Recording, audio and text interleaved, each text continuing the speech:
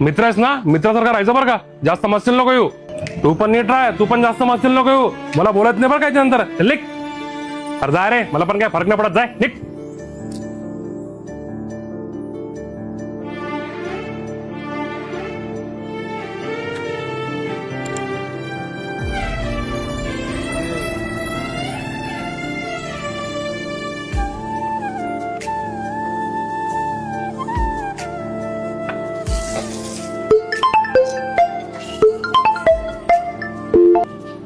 हा बोल ना भाई, हॉस्पिटल मध्ये काय करताय रे? आणि ते सौरभ एवढं परेशान का दिसत आहे? तू कुठे आहे भाई?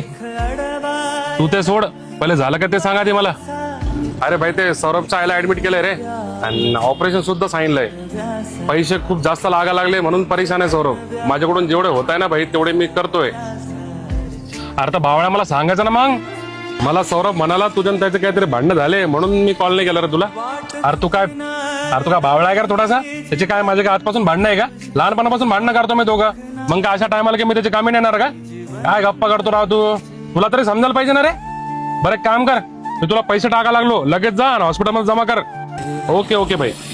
आणि हा त्या सौरभला काय बोलू नको, डोक्यावर पडलेले ते अजून पैसे घेणार नाही. त्याला सांग तूच पैसे दिले म्हणून. आणि अजून काय लागलं तर मला लगेच फोन कर आणि लगेच जाय. हा ठीक आहे भाई, लगेच जातो. हो भाई.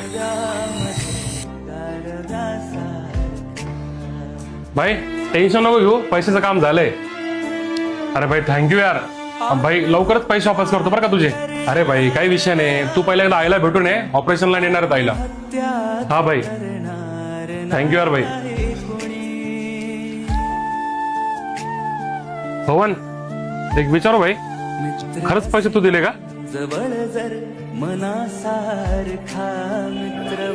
मला वाटलंच तरी, मला माहितीये पैसे कोण दिले असन.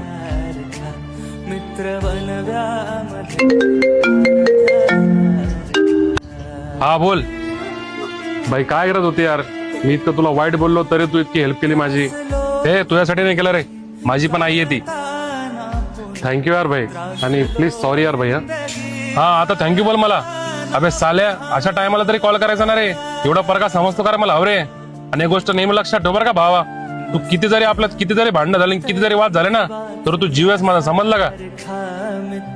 जा पहिले, आता आईची काळजी घे, मी आलोच. हा ये लवकर.